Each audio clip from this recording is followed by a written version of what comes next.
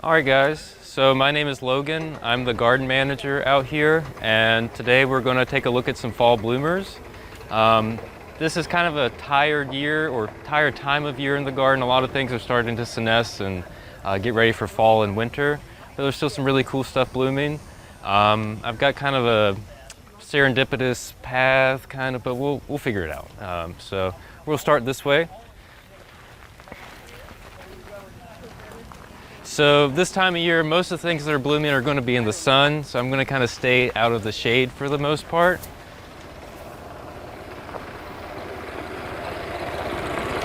Does anybody have any particular interest in the group or anything I can try to point out? My particular specialty is kind of native species, so that's what I'm going to try to highlight today. Love natives, yeah. Awesome, awesome.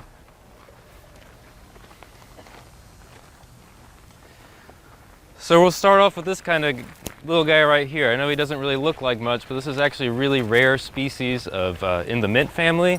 This is Decerandra Chrismanii. It was actually a collection from our own Patrick McMillan, our director of horticulture. It's endemic to a single county in Florida. Pretty cool, and it's in bloom right now. It's got these really lovely little spots on the inside of the flowers. You should stop and check out. This one isn't super fragrant, but I got one right behind me that I'm going to point out. This smells really nice. But it's super cool. You won't really see this in cultivation or for sale or anything, so enjoy it.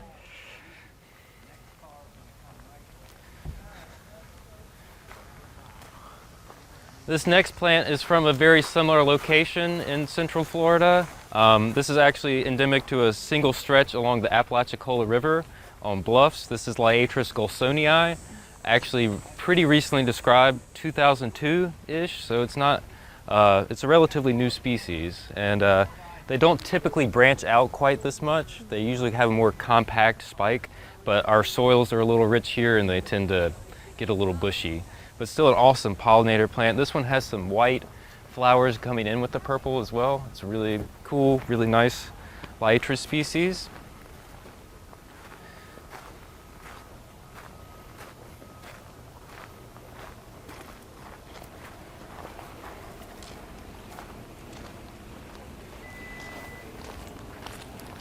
And this is another nice little mint over here. You can see the pollinators really love these little mint flowers. This is Clinopodium dentatum. And this one is quite fragrant, so please take a little piece and pass it around. I'll break another little piece off to start at the other end. The agastache is really nice too. I like that one. Very strong. The agastache is that one right back there. Also, actually I don't think that's a member of the mint family, but this one definitely is, and it looks a lot like verbena. It does kind of, yeah. It's really soft, and there's not much blooming this time of year, or not a whole lot blooming this time of year. So anything that we can use to provide a source of nectar for pollinators is fantastic. Let's head back this way.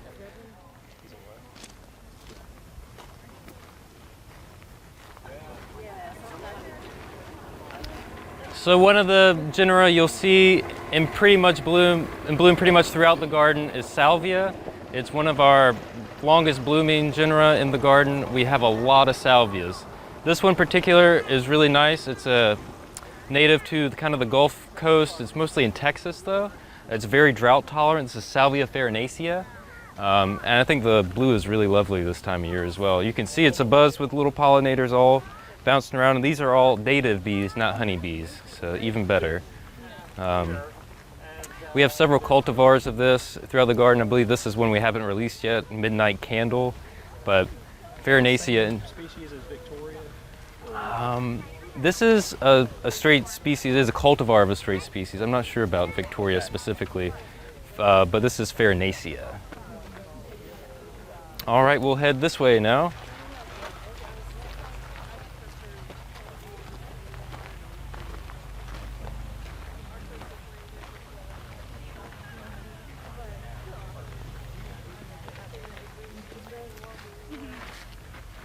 I'd like to point out this little guy. This is an Eriogonum species. This is a species from the Midwest. I believe this is Eriogonum Longnoolum. You don't get many Eriogonum species out in the eastern part of the United States. Most of them have their distribution in the western part. So this is kind of special and cool to see, to me at least. And it's not particularly showy, but it is popular with our pollinators.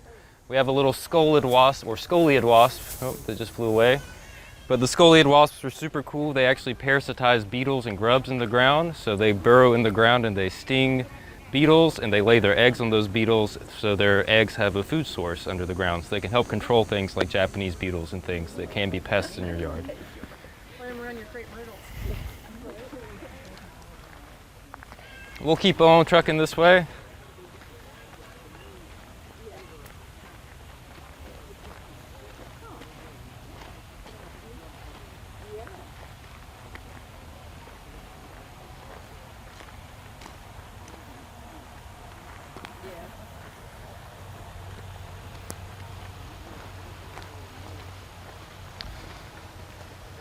So we're going to have to pack in tight here. It's a little bog, but I hope everyone gets a chance to see it because it's some cool species.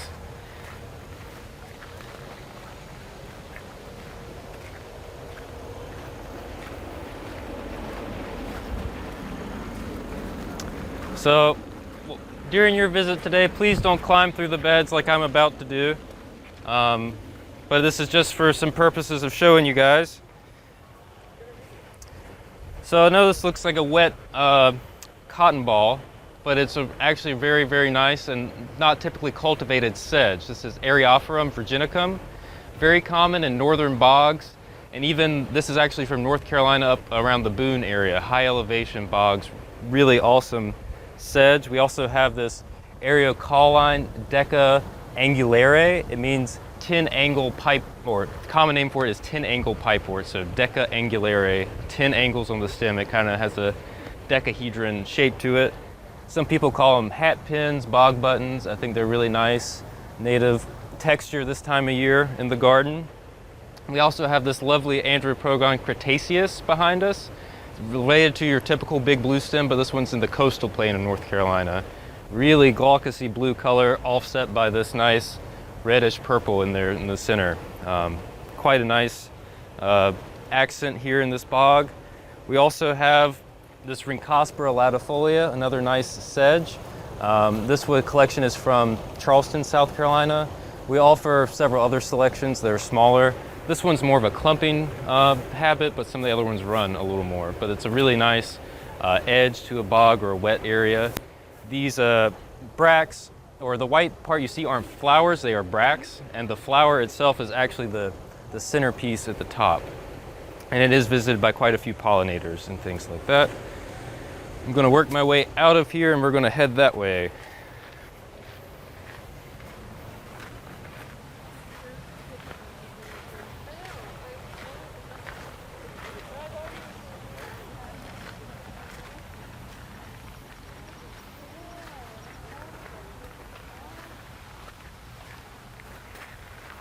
I got a cool one right here this one's kind of coming out of flower, but it's still just hanging on a little bit.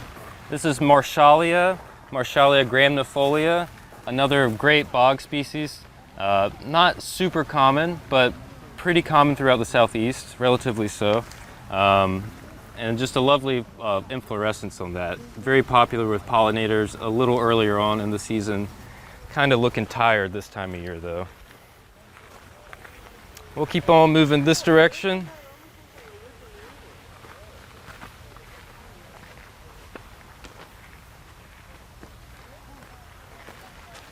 I've already pointed out one salvia, but I think this might actually be one of my favorite salvias in the garden. This is Salvia Phyllis fancy. It's not a straight species by any means. It's a hybrid culmination of a bunch of different species from horticulture. But it has this lovely shape to it, kind of a ball shape to it, and it's just starting to flower now, and it'll flower until the first frost. And it has this really nice kind of pale purpley gray inflorescence and a very aromatic leaf as well. So feel free to take a sniff if you want to as we go by.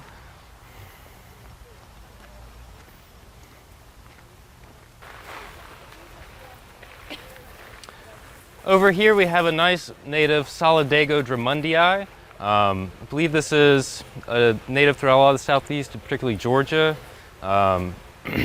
Really awesome kind of sprawling habit. It can grow in cracks and crevices. It prefers slightly drier soil, but it's just starting to open up this time of year and provides a really nice buffet for pollinators of all types. No, I don't see it too busy right now, but yesterday there were quite a few wasps and stuff visiting it. So, this is just a straight species, Solidago drummondii, Drummondii, I think. I could have butchered that one a little bit, but it's a really nice habit to it. It doesn't spread quite like some other Solidagos, like Altissima and things like that. The wasp that kills the grubs there. Does it have a yellow? No. Oh, yep, that is. So this is a scoliid wasp. If anyone wants to kind of take a closer look, they are solitary wasps, so they're not as aggressive as your nesting or hive-forming wasps. They have too much on the line to really bother with stinging you or messing with you too much. Oh, okay. So I actually kind of want to back up and head this way.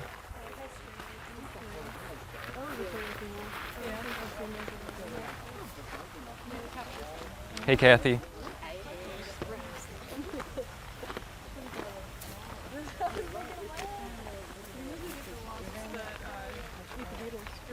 That's what we were just talking about.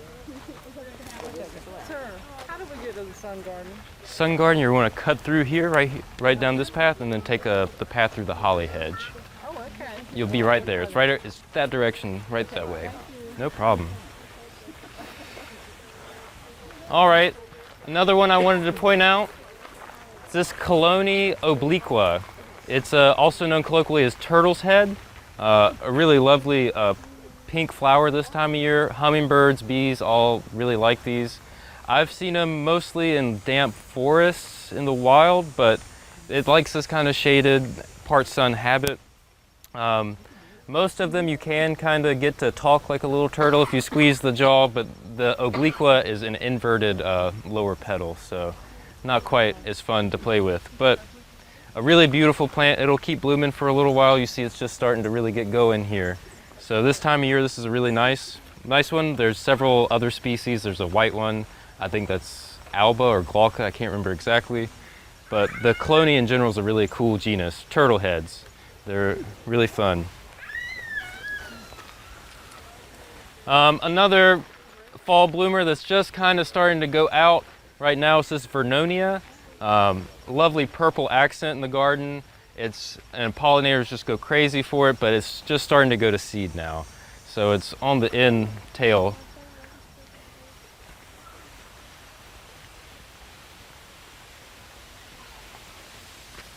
And we'll cut up through the shade garden.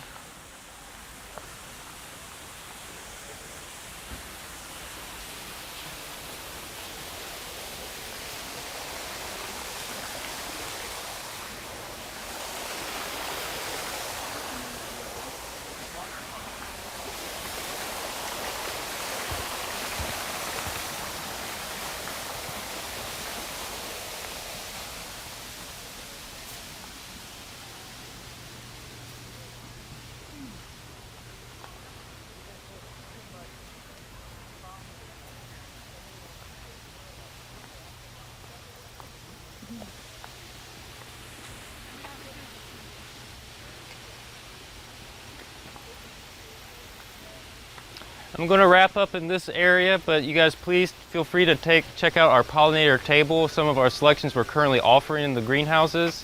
We have a list of some of these as well. But I got one more to point out over here too. This is Asclepias angustifolia. It is a fantastic pollinating plant. This is a selection from Arizona from our own Patrick McMillan, our director of horticulture. This is a very drought-tolerant species. It blooms all summer long. I have a seedling that I took home with me, and it has just gone crazy in a pot all summer. And you can see the monarch caterpillars on these guys. A couple of the patches in the garden have been defoliated at least twice already and keep on kicking. Yeah, we're full of them this year. I think this is one of my favorites of the year, honestly. But lots of great selections up on this table. It is perennial. Okay, cool. We specialize in perennial herbaceous things, so almost everything. I don't know if we sell any annuals at all. A few shrubs in there, but pretty much exclusively perennial plants. This is the last plant I wanted to touch on today. This is Eupatorium Gregory E. Some people now know it as Concloquium dissectum. I still like Eupatorium. Eupatorium is also your Joe Pye weeds and things like that. This guy starts blooming in July and will continue on blooming into the frost or around the first frost. And pollinators love these little purple flowers, full of nectar. This is a species native to Texas region, so it's pretty drought tolerant. It can handle a little abuse and still be just fine and happy. So I'm happy to answer any questions anybody might have about anything we talked about or anything else you've seen in the garden. It's full of pollinators. I'm not sure what that is. I couldn't find the tag for it earlier, so I didn't want to. Aloysia virgata. I'm not familiar with that species particularly, but it does seem to be full of pollinators. Pollinators are typically looking for small flowers, lots of them, that are full of nectar.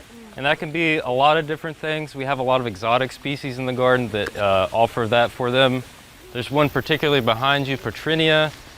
But again, I don't like recommending exotics to people to take home and plant in your own yard.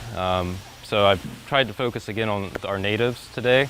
But all sorts of things can offer a food source for pollinators. Again, they're looking for tiny little flowers full of pollen or full of nectar and lots of those little flowers. So anything you see that just has little tiny flower heads, they're probably going to be pretty popular with the pollinators. Yeah, that's all I got for you. I appreciate you guys hanging out.